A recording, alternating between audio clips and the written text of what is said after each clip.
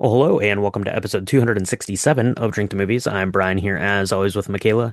And Michaela, if you remember back to the year 2005, we were getting a movie. It was the third piece of a trilogy from George Lucas, right? He'd done one starting in 1977, and then we thought Star Wars was going to be over, and then as it turns out, it was not, because in 1999 he made some more Star Wars, and it ended in the year 2005. We thought Star Wars was going to be over. We know that now, hindsight being 2020, that Star Wars was never really going to go away. But today we celebrate on its 21st anniversary and on, this is probably going to come out on May the 5th. Revenge of the Fifth. People like that. I'm not a big villains guy myself, but happy May the 4th, May the 5th, however you celebrate it.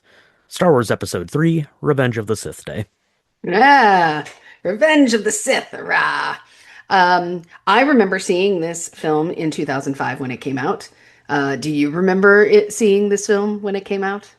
I, in fact, do. I was in good old Toledo, Ohio. I took it in. I think I still have my movie ticket floating around here somewhere for seeing this. But yeah, I mean, this was a big deal. Obviously, coming on this new trilogy of Star Wars films that you've talked about a couple of times here on the podcast is something to call my own. Someone who's grown up loving Star Wars for my whole life, to have like these ones in the theater is during my like formational years of like late high school into college, and this was like the capstone. And like I said at the time that it came out, like we didn't think there was ever going to be it. This was it, right? We were going to see the epic fall. How does Anakin Skywalker truly become Darth Vader? We were going to find out when we went to the movie theater, and we're going to find out more today.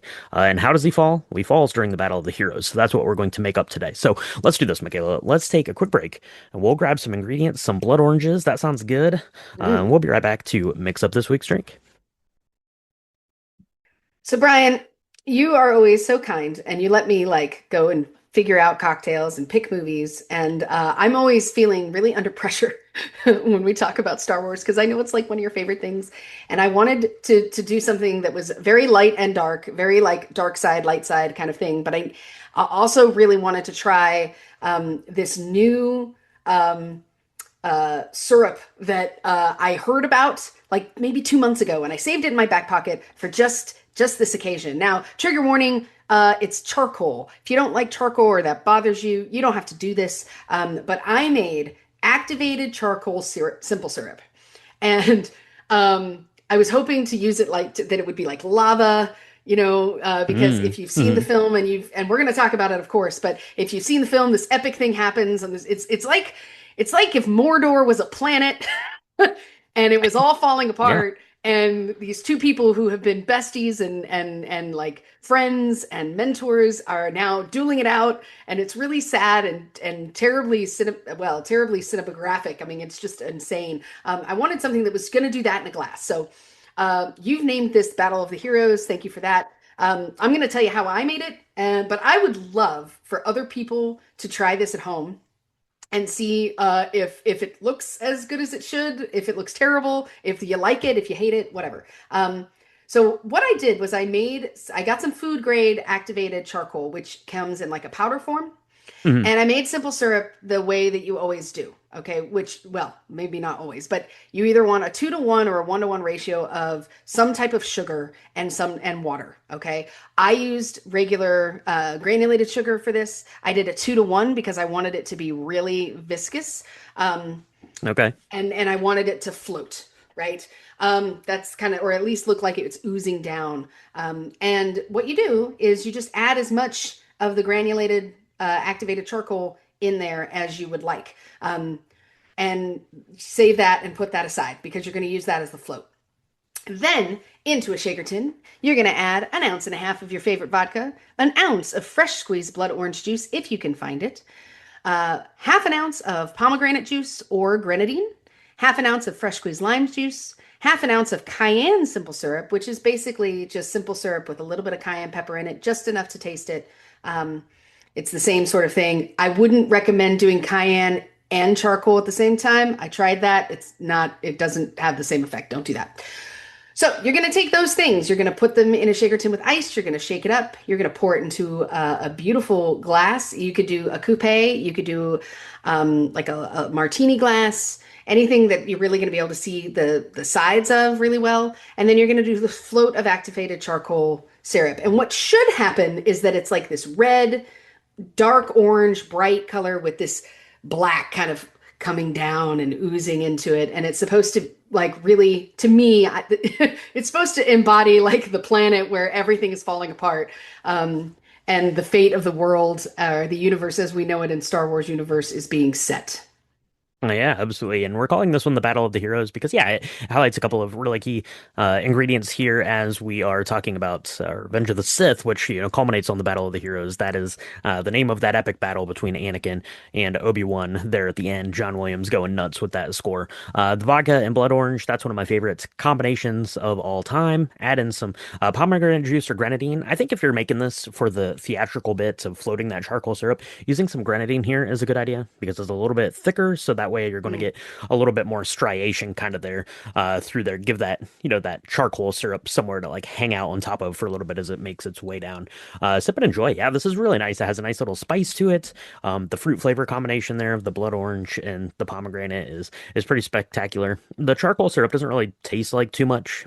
Right. Really, it doesn't have a lot of flavor to it, so it's just kind of there for appearance. But yeah, it looks really, really cool. And when you sent this recipe over to me, I was like, that pays a lot of homage to a cocktail that we had at one of my favorite places I've ever been to on this planet or otherwise. One of my favorite nights with one of my favorite people, and that person was Michaela. As we drank through the whole gamut of cocktails there on the Galactic Star Cruiser, something we were fortunate enough to go on. Rest in peace. So the Fiery Mustafarian was the cocktail we had there, and that was similar in a lot of ways. It was this one was tequila or mezcal, some lime juice, some peach syrup or puree, peach bitters, and then it had kind of the same kind of a thing. It was like a lava float, but it was like hot sauce and honey. Do you remember that one? It came in like a Yeah, little yeah, like yeah. test tube you had to get. That was pretty cool. That was pretty cool. But this is kind of like that. So it's definitely a wink and a nod to that cocktail, but certainly its own sort of thing here. And like I said, I love that flavor of the blood orange here. It just looks super cool and just reminds you of seeing Anakin all decked out in black. There is making his way down into the lava. Spoiler warning. So there you go. So the Battle of the Heroes Yeah. uh, cocktail. So you made this. You liking the appearance. Any other feedback notes from you, Michaela? Yeah, no, I think it's really important if you're gonna do blood orange, if you can't find it, find a good quality like blood orange juice or even if there's like a blood orange soda out there. But the key Mm, really with that mhm. is that it's supposed to look really red. So if you can't find that, if you found like a blood orange seltzer, that's fine. Just know that it's not going to quite look the same because the grenadine doesn't have any orange to like bring out the hue of it in. But as far as taste goes, I really liked this. I was scared of the charcoal because I was just really fascinated about how that would taste, and it doesn't really taste like anything. It kind of floats, it stays down at the bottom as you drink it. You don't need to finish it. You don't need to drink it. It's not going to hurt you. It's food grade. Just make sure you get food grade charcoal. Don't be doing charcoal from your grill. That's a bad idea. No Um, briquette. don't, yeah, yeah, yeah. Lighter fluid, that sounds terrible. I liked this. I really did. And I was really proud of it because, again, I feel like we've been doing this enough where I shouldn't get super excited about every cocktail we create. But I love it when we can actually make something that kind of it comes out of our own heads. I love paying homage to other people that have done it, but this was really exciting to me because I feel like that's that amount of wonder, the same kind of wonder I felt that one night when we were on the Star Cruiser hurling through space at like 3 in the morning. That's right. Yeah, we were making our way through all those cocktails, and that was a good one. So yeah, definitely try out the Battle of the Heroes. If you have other good Star Wars cocktails, please send those our way. Or if you had fun nights at Oga's Cantina down at Galaxy's Edge, or if you were on the Galactic Star Cruiser, let us know what your favorite cocktail was there. So with that, Michaela, let's go ahead and mix up another one of these. We have a long way to go to examine the fall of Darth Vader, as it were. So let's do this. Let's grab a drink, let's take a quick break, and we'll be right back to chat about this week's film, Star Wars Episode 3, Revenge of the Sith. The dark side of the Force is a pathway to many abilities some consider to be unnatural. Is it possible to learn this power? Not from a Jedi. Spoiler warning for Star Wars Episode 3 Revenge of the Sith. There is no reason why I should have a spoiler warning because you should have seen this. It's been out for 21 years. But we are going to talk about all the things. And I feel like this really should be a spoiler warning for like episode 4 because we all kind of Yep. know what's going to happen at the end of this. This was a very interesting film to watch the first time because while we knew what was going to happen, we also had no idea how exactly that was going to make us feel, how it was going to look on the screen. And that's, I think, what makes this such a triumph. It was such a greatly anticipated film. And people's expectations were very, very high of how this was going to work out. So, spoiler warning, but you shouldn't need one because we all kind of know how this is going to happen. So, Yeah, spoiler warning. It's kind of like Titanic in that way, and I believe that George Lucas even, referred to this as a, a space Titanic at some point there because he knew how it was going to end. So yeah, spoiler warning for all of Star Wars basically for this one. There you go. This was released in 2005, and it was written and directed by George Lucas, and it stars Ewan McGregor as Obi-Wan, Natalie Portman as Padme Amidala, and Hayden Christensen as Anakin Skywalker, aka spoiler warning. Darth Vader. Dun dun dun. So, he's Darth yeah, Vader? he is What? Darth Vader. Can you believe it? Shocking, shocking surprise, shocking surprise. So this movie actually ends, more or less in the same way, or in the opposite to the mirror of how a film we talked about before, Return of the Jedi ends. But we'll get into some more parallels here as we go, probably. Michaela, you mentioned seeing this in the movie theater. Any highlights from that day? As I mentioned, I was in Toledo, Ohio. I saw it, really liked it.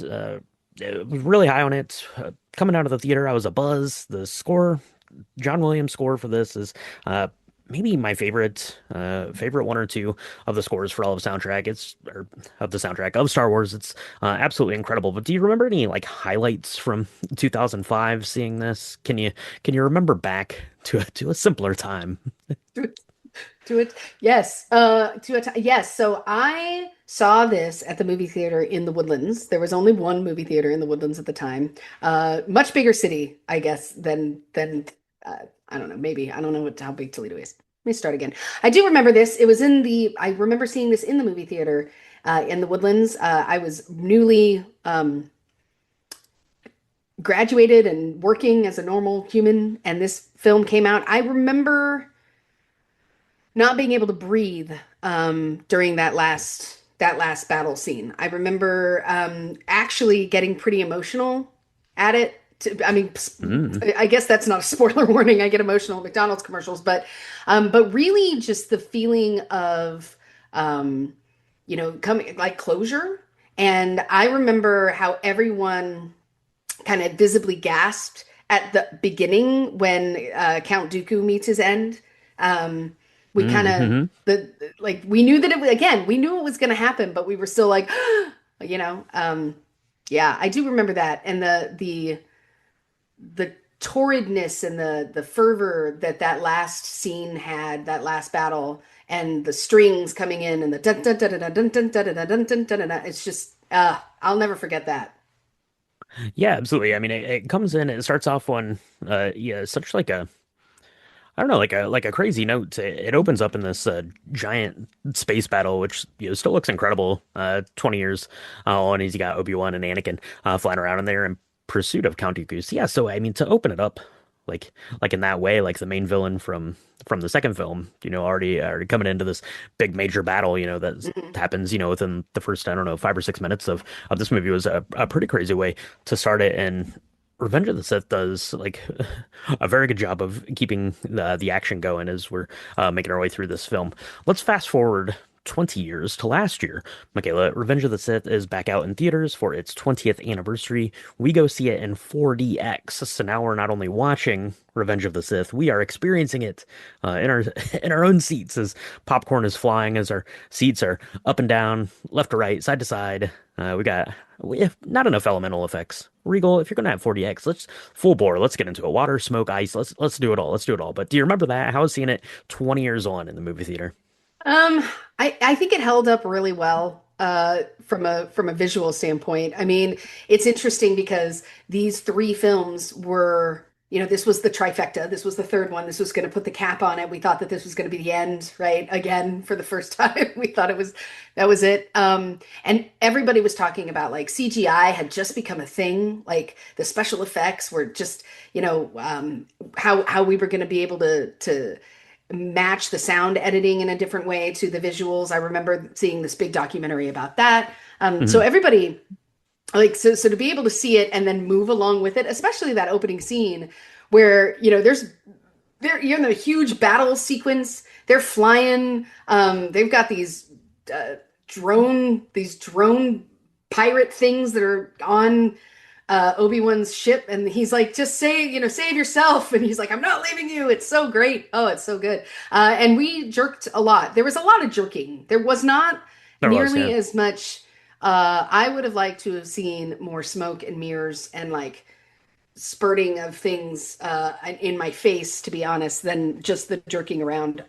But it was very exciting, and I do love that they pop you right in because if you had forgotten, like maybe a lot of the audience had, like who was the bad guy in the second, how did that work? If you were like a normal person and not like a huge Star Wars fan, it was nice to be like, oh, I remember this guy. I remember him. He fought with Yoda.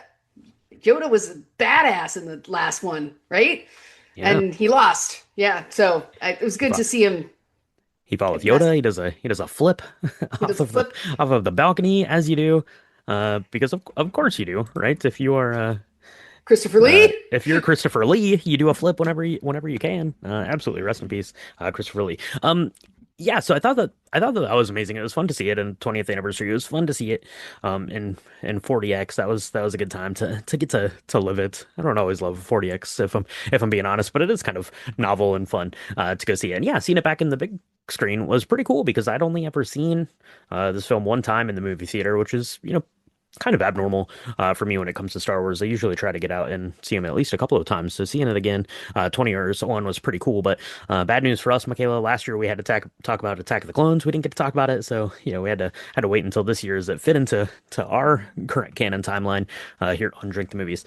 Let's get into the movie then a little bit. And obviously we're not going to go like beat for beat on this. We all know how it starts. We all know how it ends. Let's talk about the opening crawl. Like the first word, it's like war, all caps, bold, all caps, underlined, italics, exclamation point, because that is exactly what we're being dropped into. We're dropped into the space battle. Yeah, Anakin, Obi-Wan flying around, and they crash land kind of, or they land on purpose. They accidentally fall into the ship. However, they get there, they get into the right ship, and that's okay because they're off to hunt down General Grievous. That is a new baddie that we've not met unless you're watching some web series animated stuff. But that is a story for a different day. General Grievous is amazing. Probably like the coolest character I think maybe in all of Star Wars. Really, really neat. He's awesome. But they're on the hunt for him, right? So they're going. He has kidnapped the Chancellor. They have to go find him. R2 is like roasting these battle droids left and right and center because R2 is the real hero of Star Wars. And they end up finding the Chancellor in this. It's so like reminiscent again, Return of the Jedi. This whole thing is like a big parallel of Return of the Jedi. He's just there looking out the window at this space battle the exact same way he does above the moon of Endor on Return of the Jedi. He turns around and lo and behold, Count Dooku comes in. They have a lightsaber fight. Obi-Wan Kenobi gets crushed by like 50,000 pounds of some deck, and he's totally fine. Don't need to worry about that. But moral of the story is Anakin gets the one up. Count Dooku loses his head because this movie is all about Emperor Palpatine, Emperor Palpatine, Chancellor Palpatine, whatever his current working title is getting into Anakin's head. Yeah, and he does. And we see already, like, I mean, there are hints of this in the second film, right? Where he's arrogant, he's genuinely like he's got the most metachlorians as ever written, like ever in the history of a human or whatever. So he's everybody keeps saying how special he is. So of course he thinks he's special. So it's interesting because when Palpatine tells him to go ahead and kill uh, what is his name? Dooku, sorry. Like he's got these. I love this because at first he hesitates. He's like, I really shouldn't This guy, he has no hands. Like we're safe. Like, Yoda did not teach me about decapitating folks, by the right? way. I Uh, don't know. yeah, but he does. And then he's like, I shouldn't have done that. And I really love watching this because at first, I mean, you see this battle inside Anakin. And you saw it at the very beginning, and you see like it comes to fruition in this film, but it doesn't let up at all. Like it's right there in that opening sequence, right? You're maybe 10 minutes in and you're hit with it, and I really like that because we've already established that he's kind of doing things that he shouldn't be doing as a Jedi, right? We know that he's gotten married. We don't know what happens, what's going on yet, but Mhm. he knows that like he thinks some of the rules just don't they just don't apply to him, and so Palpatine is definitely like capitalizing on all of that, to try and get him and manipulate him into doing what he wants to be done. And, Count Dooku was a Sith, and they're like, well, who was his master? Who was his leader? Was he the master? Who was his, like, who is the real baddie here? And so I love it too, because this movie is all about trying to like find what is blatantly right in front of us the entire time. That's right. We've all known it now for the last two movies. But yeah, absolutely. It turns out he was right there the whole time. Palpatine was right there the whole time. Yeah, so it cuts his head off. They go. You get a pretty cool shot of the ship crashing back down onto Coruscant, right? Another happy landing, says Obi-Wan, and they're off to go about their business, right? Obi-Wan says, "No politics for me. That's tough. Anakin, you deal with that. I'm gonna go. I'm gonna talk to the Jedi Council. With gonna meet back up with the guys there at the Jedi Council. We're gonna talk about what happened. You go off, do your politicking with your bud, Palpatine, right? So he Uh, goes, and then we get reintroduced to Padme Amidala, who is there. It turns out she is pregnant. That's not great for someone who is emotionally unstable as Anakin Skywalker, because if you remember back to the Phantom Menace, right, he left his mother, which made him sad. His surrogate father, Qui-Gon Jinn, gets stabbed, dead. That's not great. You go back to Attack of the Clones. Like the Tusken Raiders had kidnapped his mom and like tortured her, so he like kills that whole village worth of people. That's not great. He falls in love with Padme. That is a lot of emotions that you're going through right now, Anakin Skywalker. And as it turns out, the love of his life, Padme, is pregnant. With twins, possibly. That's good. Congratulations, there on your legal relationship with Padme. But that's gonna be okay. It's not gonna come back to bite us at all. Except scratch that, because the first night they're back together, he has a dream of Padme dying in childbirth. Not a good look. not great, not great. And it does look, I mean, it is genuinely kind of scary for him because he's like, I will not let that happen. He couldn't do anything about his mother. And again, like that was a moment of weakness where when he does end up finding her and she dies, like right in front of him, he just loses his mind and he kills everybody in the village, all the kids, like everybody, right? And so, and we're fans of Anakin, so we're willing as an audience to let that slide. But I have to tell you, it's really hard watching him descend into this madness, knowing that he goes like absolutely insane later on all of the Jedi's. But it comes from a good place, right? He is really scared that something is wrong with that something terrible is going to happen to Padme. It doesn't show him talk about this to Palpatine, but then you see Palpatine again capitalize on this. He has shared with Palpatine what he did to that village, how he thought about his mother, how he and Padme are together. He hasn't told Obi-Wan, but somehow he has told Palpatine, warning, that's a problem. That's a problem. And I guess I mean, it makes sense from a humanistic standpoint but I have to say that at the end, when Obi-Wan realizes what has happened, he looks kind of hurt. Like who was this person that I was with these last 3 years since the Clone Wars and that I trained for years before that? Like, who is this? Who really is this person? Mhm. Because he had to keep that relationship with Padme completely a secret. And even later, they're talking about what's going to happen when the baby's born, and she's like, "I'm not going to be able to even be a senator anymore." Like, I'm kind of in this. As far as they're concerned, I'm this unwed mother, and I guess that's a problem. So she's Yeah. like, we need to go home." You know? Yeah, from Yeah. the get-go, she's like, I gotta take them back home to Naboo, where the kids can like be raised in secret. So I mean, it's already like starting off on a pretty slippery slope here, for Anakin and Padme. And then yeah, it like confidant here is Palpatine, who we know is not a good dude, right? He has been getting into Anakin's head throughout this whole time, and he's going to further get into his head because he is at direct odds with the Jedi Council, right? The Jedi Council doesn't trust Palpatine, for with good reason, right? He's already like extended his stay in the Senate as the Chancellor, right? That's not great. The Jedi are like, we probably need to nip this in the bud.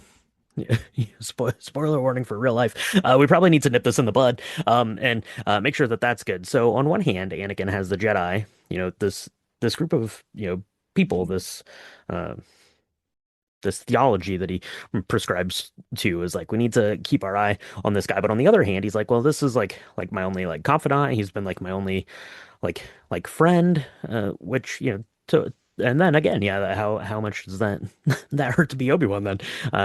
When you're getting stuff like that. So they're telling him to keep their eye on him. He's telling them that he should be basically ruling the roost over there at the Jedi Council.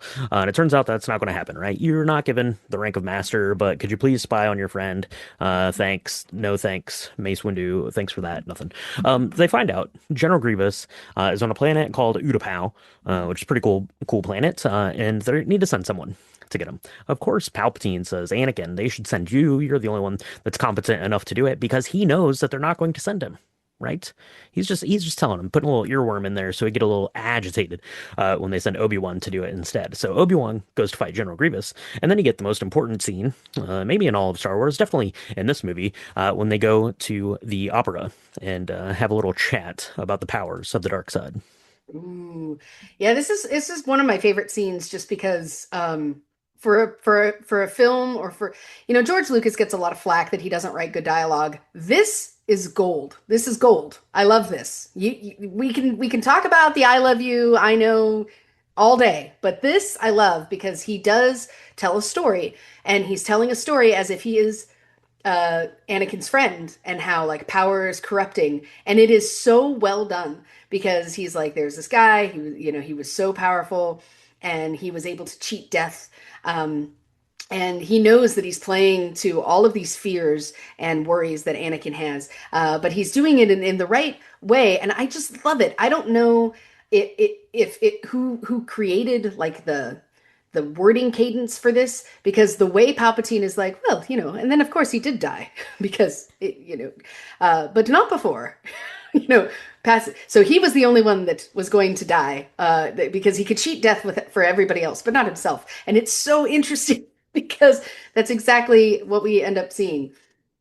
Yeah, absolutely. Ian McDiarmid is playing Palpatine here, Darth Sidious, in this film, and yeah, kudos to him. I don't know like how it was written, how it was intended to be delivered, but he does such an incredible job, and the way that it's shot. I mean, you could talk about the opera, and I've seen a lot of people, and I kind of prescribe myself to this. If you look at it, it looks like some sort of like fertilization of an egg, right? With the dancers like going in and out of like this like water like spherical kind of thing. So I mean, literally, it could be like seen as like impregnating Anakin with the dark side here with this dark side theology. So I prescribe to that myself. But just like the shot of those two, and you just see kind of like this like half like side profile of Palpatine there behind Anakin, like literally the devil on his shoulder as he's talking to him through this. So yeah, that's in his head, right? If I'm gonna save Padme, I can't. Jedi aren't going to help me with this. They're going to be like, let Padme die. She gets to go be with the Force. Awesome, awesome sauce. Let's do that. And he's not willing to tolerate that. So meanwhile, we have Obi-Wan who's off to pursue General Grievous again, who is freaking sweet because he has 4 arms and 4 lightsabers from other Jedi that he has fought, and they have a sweet battle. Right, and Obi-Wan ends up riding on some big crazy animal. General Grievous goes off on his sweet motorcycle that is just like one big wheel that he sits inside of. That's pretty cool. That's pretty cool. But yeah, they have their final confrontation there. Obi-Wan gets the one up. General Grievous, done and dusted. The Separatist army is about ready to fail. So what does Palpatine do? He's like, all right, I got my plan in place. I got the Jedi. They're about ready to do something dumb. I got Anakin. In the middle of that, he's going to take my side. I've got the leader of the Separatist army out of the way. So the Separatists, go ahead and go to Mustafar and just hang out there. It's going to be fine. I'm not going to have Darth Vader come murder you all after he takes a stand for me when the Jedi come to arrest me. Right, right. And they do come to arrest him. Well, Mace Windu does, right? I love this because again, it was, you have to show the layers, right? Anakin didn't wake up and just decide, I'm going to kill every Jedi that ever lived. He at first is like, "Hey Mace, I know that I know you're mad that I'm really pissed that I'm not a master, and I know that you think I'm an arrogant idiot, but I'm telling you, I think Palpatine is actually a Sith Lord." And Mace is like, "Seriously?" And I'm like, "Why didn't anybody who's like one with the Force see that this is coming?" However, it's Samuel L. Jackson. He gets a pass. Anyway, he shows up. There's this big, I love this scene. Like the electricity is coming out of his hands, which is great because you finally like, that's him. That's been him the whole time. And he gets all disfigured. And so now it becomes really apparent as who Darth Sidious is now. Uh, and, he tells, he, Palpatine tells Anakin that he needs that Mace, if this is the only chance he has to save his wife. This is the only chance, and that they will never do it. And it just gives Anakin enough doubt. And I watched the scene a couple of times because I'd forgotten this part, Brian, and check me if I'm wrong. But he doesn't actually kill him, or anything like that. He just has this doubt, and it gives Sidious enough time to get the one up on Mace Windu and kill him. Hmm. Right? Yep. So it's not even that he does this. He's just doubting, and it's just that doubt was just enough. And now it's like you've set up the domino effect. It's, what are you going to do now? Like you have to go all in. You have to go all in because she's definitely going to die. And now it's the one, psychologically, it's the one thread you have left because you can't go back to the council and be like, yeah, I sort of helped. I stood by and let Mace Windu like totally get like thrown off of this side of this building. Yeah, sorry about that. Yeah, and it goes a long way, that particular scene, to, go into the psyche of Anakin, because it's the exact same thing that had happened at the beginning of the film when he kills Count Dooku. And Palpatine is like, he's too dangerous to be left alive. Kill him. That'll stop the war. And then you have Mace Windu saying more or less the same thing about Palpatine in this instance. But yeah, he's so far into the psyche and mindset now of Anakin Skywalker that that's not going to fly. So what does that mean? Left disfigured, scarred and disfigured by the Jedi who have turned their back on the Republic now. Palpatine is basically going to go up and declare himself emperor, and everyone cheers and applauds at that. Right. So this is how democracy dies. So there you go. Anakin, meanwhile, is named as Darth Vader, and he is told now, well, now we got a couple of things to do, guy. You got to go take out the Jedi, right? So go to the Jedi Temple, stop number one on your way, stop there, and then go to Mustafar and kill the other people who are, on your side, our side, the other side. Lots of sides going right now, but go to Mustafar and kill all those dudes, and then we'll be golden, right? Palpatine, Vader, 2026. So that's what he does, right? He goes to the Jedi Temple, execute Order 66. We get to see that go around to the clones, which is really sad, right? The clones have been fighting side by side with all these Jedi, and it goes, and like the music is like so sad and terrible. Thanks a lot, John Williams. You're making me cry as you see the clones, turn on all these Jedi here, including Yoda, who's fortunate enough to escape through the help of the Wookiees, right? His friends, the Wookiees, there get him out of that. But as Order 66 goes on, Order 66 really means that Anakin is going to go into the Jedi Temple. The younglings, come on, Anakin, that's a bad look, especially for a soon-to-be dad. Terrible look, terrible parenting right there. It's awful. That scene is so hard to watch because it's like they all know him, right? I mean, this is where he's been trained. I mean, he probably helped train some of these kids, right? Yeah. And they're I like, feel like if you were at a basketball camp and Michael Jordan comes in, it's like, hey, and kids. it's like, hey, everybody get in the corner, Oh, it's awful. It's so awful. And you can tell that, when the next time, I think that the next time we actually see Anakin, he's coming down. That might not be the next time.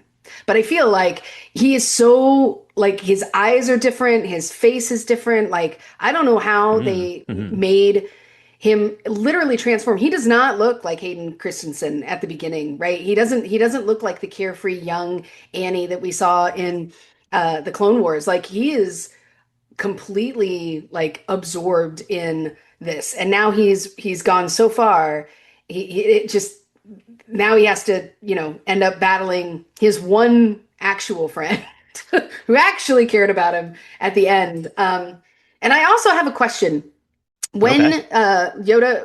When Yoda gets the one up and he's like, I'm gonna go and be with the Wookiees, is that actually Chewbacca picking him up? It is, yeah, Is yeah. it? Yeah, Okay. it Because is, yeah. yeah, I thought it was. And then I was like, what if I'm wrong? And you're going to be like, no, that's Chewbacca's great grandfather. Duh. And I'm going to be like, I'm sorry.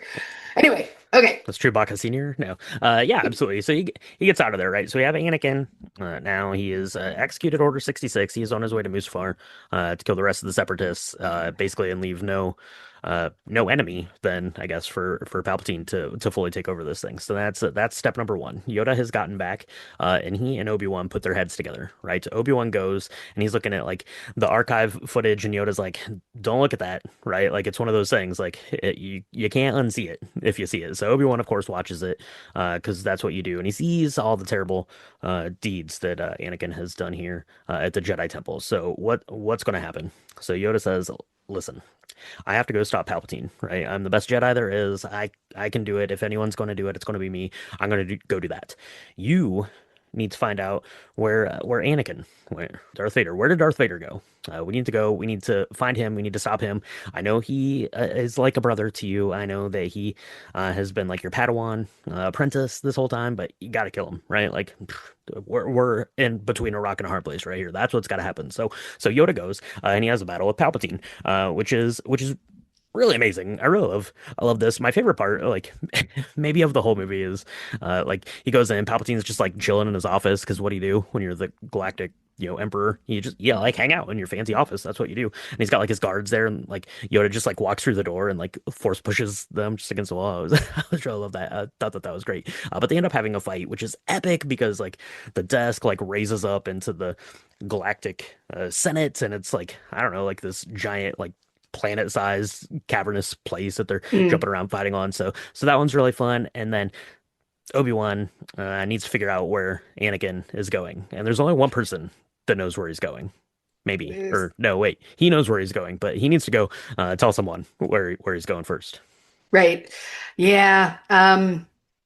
This conversation is real hard that he has with Padme, right? And he's like, look, you're not going to want to. I mean, this Anakin is really not who we think he is. He is, because he's seen all this stuff now, right? And she's like feeling it. Um, and so she's like, well, I'm going to go to Mustafar. Terrible idea. Terrible idea. Like, terrible idea, but she really loves him and she still has hope. She's like the only one left that has hope for this guy, right? Yoda even is like, look, we gotta do something with Darth Vader. We're gonna have to Obi-Wan, you're it. You got the short end of the stick. And Obi-Wan has resigned himself to going and stopping him.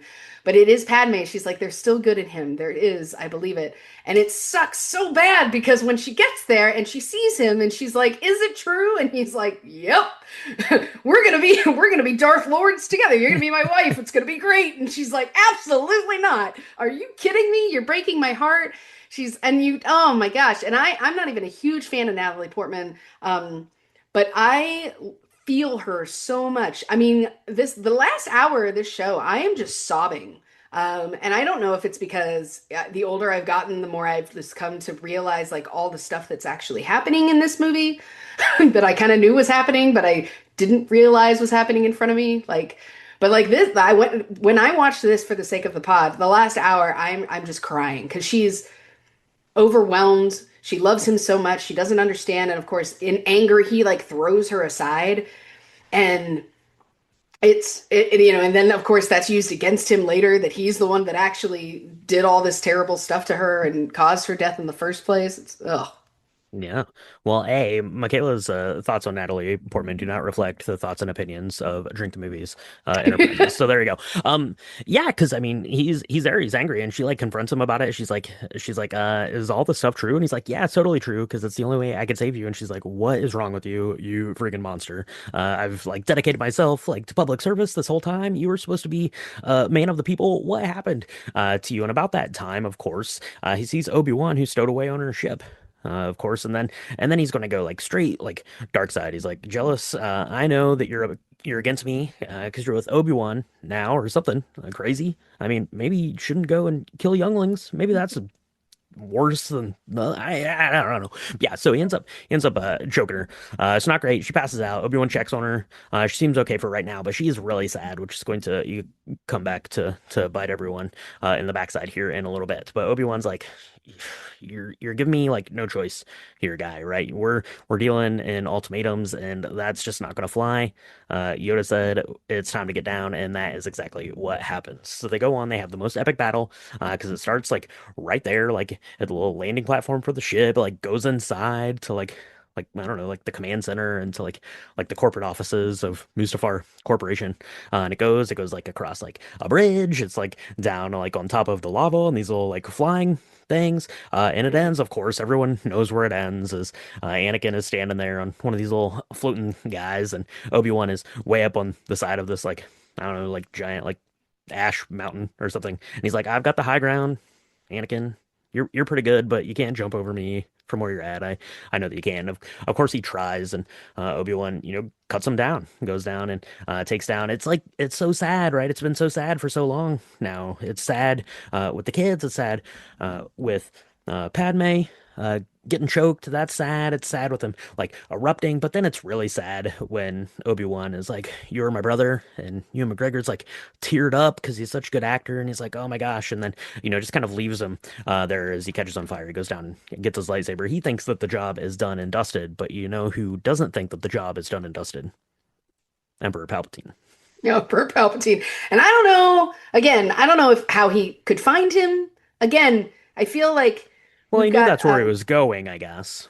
yeah, but like did he scour and be like, I need like a half there's a half burned body. And that's the thing, like the He was the lava dark is side. coming down. He probably like microchipped Anakin when Oh he was like yeah, a kid. yeah. We didn't see it. Yeah, Good like man. point. Good point. He knew where he was at all times.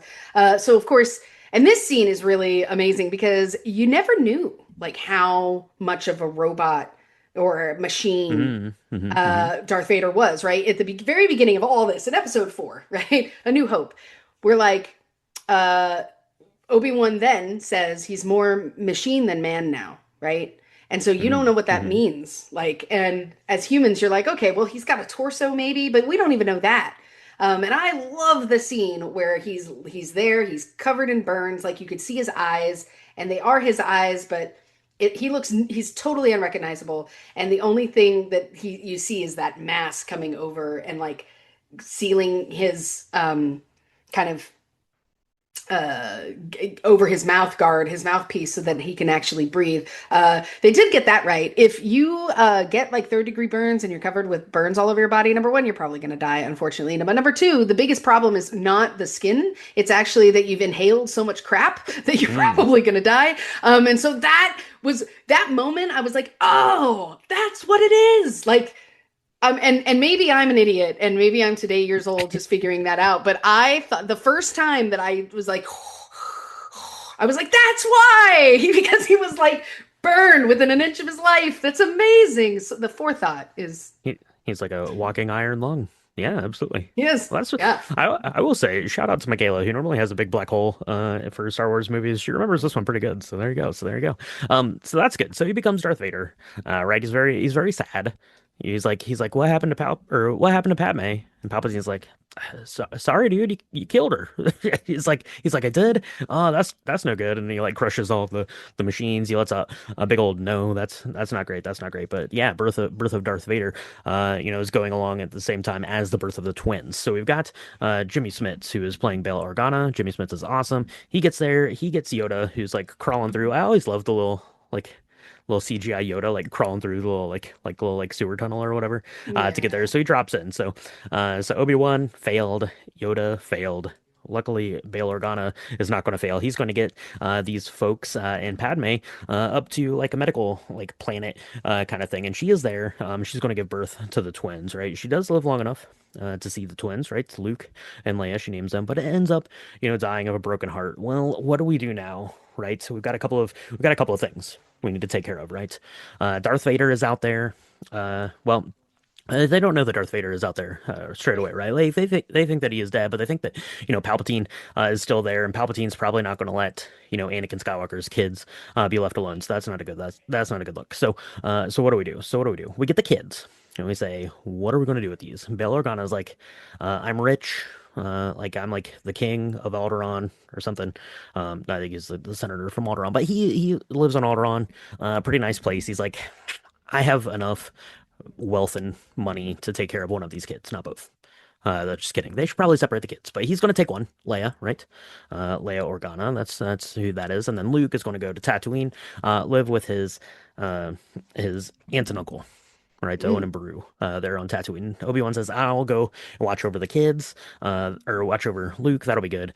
That'll be good." So there's problem number one solved. Or the real thing that we need to solve is we need to basically make sure that everyone knows that Padme died. That she's still pregnant. So then you get the funeral at Naboo, which is the real, actual, saddest, most emotional part of the movie. She's flying or floating down, like in this funeral procession there on Naboo with all of her family, all the Gungans are there. Like the music is like so mournful. Like it is the saddest music of all time. Natalie Portman looks stunning in this like casket thing. She's wearing this very long, like flowy, like blue dress, and her hair is like crimped and like floating kind of above it. It's meant to like reflect like some sort of like Viking like a funeral like out to sea kind of a thing as she's like floating in this thing. She's meant to be like very like water like baptismal. Look at this, and you see her holding the little trinket that Anakin had carved for her way back in episode one. So yeah, so that should throw everyone off the scent, right? And Padme unfortunately lost her life. Was still pregnant. No big deal there, right, Michaela? No, right, sure. Yeah. No, it's not sad at all. Oh, yeah, it's the worst. Um, yeah, yeah. This film, I mean, that's kind of how it ends. You got the I can't even speak. The thing with the sun in the background. You got that shot. Because you know what's Mm-hmm. coming at the end, right? I think it's so sad. And you see that like the only Jedi that we know of, right, are Yoda, which we now know he goes to that planet whose name that I've totally forgotten, Mm-hmm.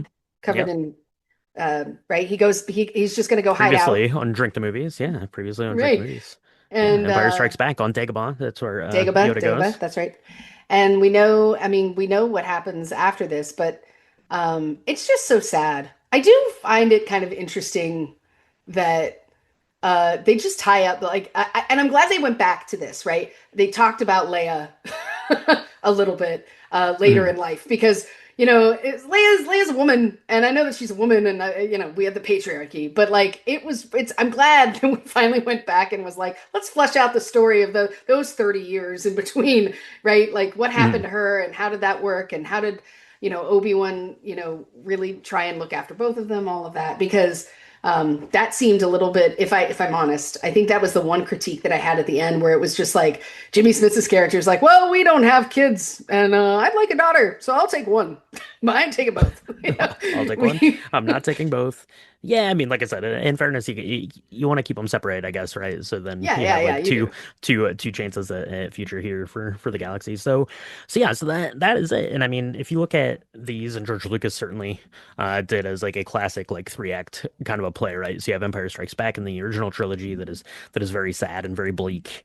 In Hmm. terms of that trilogy, right? Your middle act generally is not a very happy, uplifting act, right? It's where you're supposed to see your heroes at their lowest point, and that is true of the first trilogy here as well. Attack of the Clones ends on a very dark and sour note as like the Clone Wars are beginning to break out. The Jedi have realized that the Sith are back, right? So it also ends dark, but then this one, which is meant to be like the triumphant, like Return of the Jedi, like Palpatine is dead, the whole galaxy is celebrating, right? This is like the inverse of that because this is the middle act of this thing. So instead of everyone cheering the fall of Palpatine, everyone is cheering the rise of Palpatine. So it's very much mirror image of that there, which I think is really good and really kind of a boon. Like, I mean, you could talk about George Lucas's like script writing and things, but I feel like he really was trying to do this in a way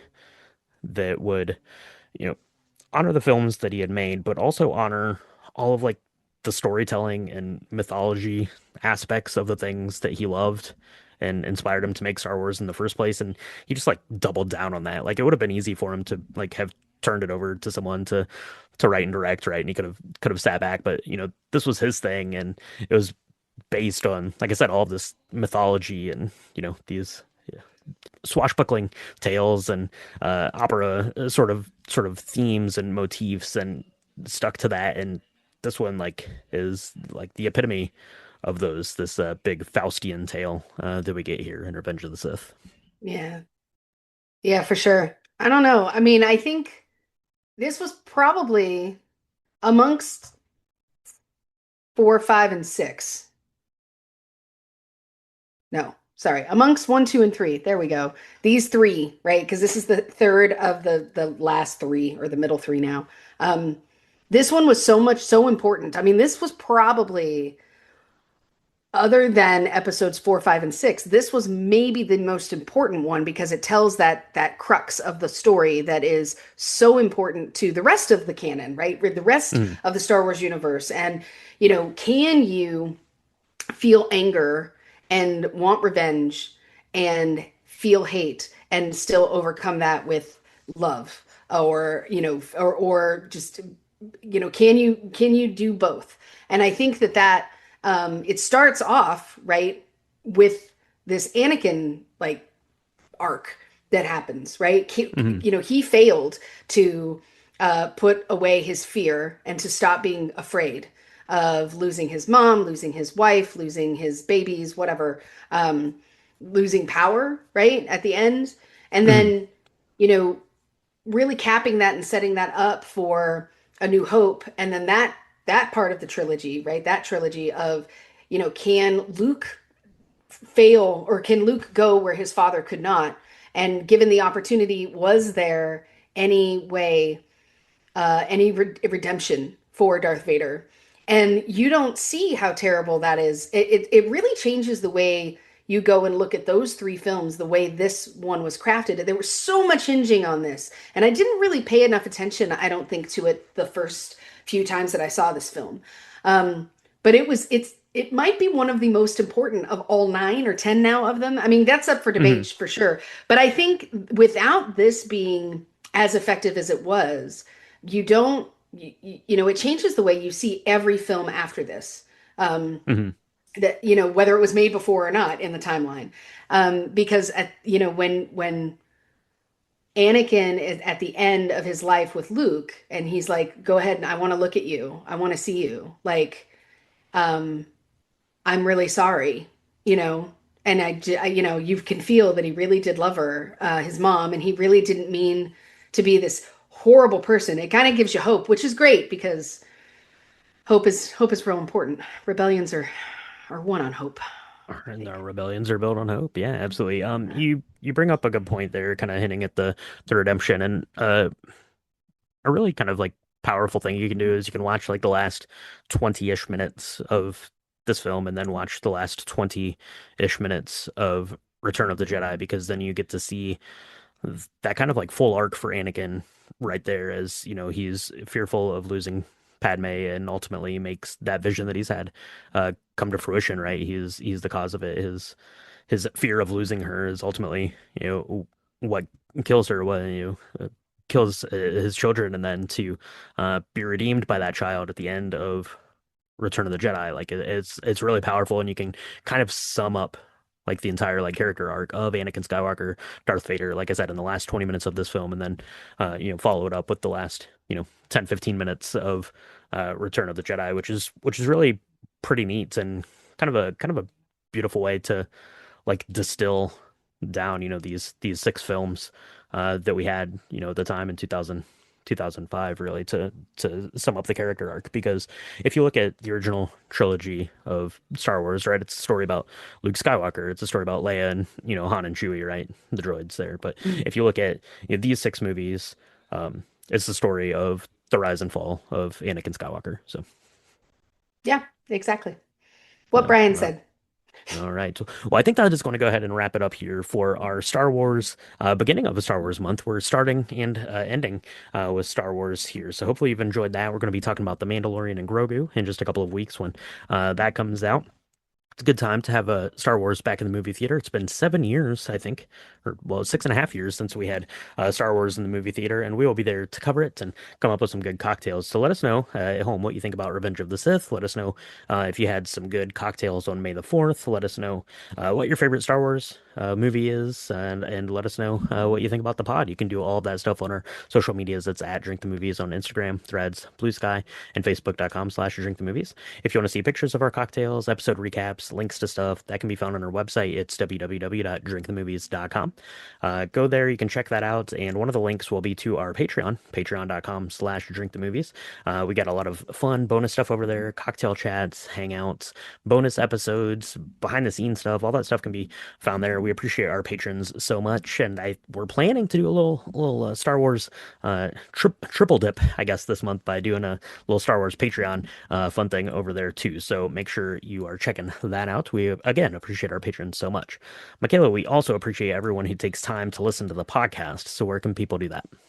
You can find us on Apple Podcasts, Spotify, Good Pods, anywhere where Spotify podcasts are supported and distributed. We do 2 drops a week here at Drink the Movies. You can catch us in our lobby bar for a very easy cocktail that anyone, even you, can make, talking about all things box office. And then our deep dives, like the one you listen to right now.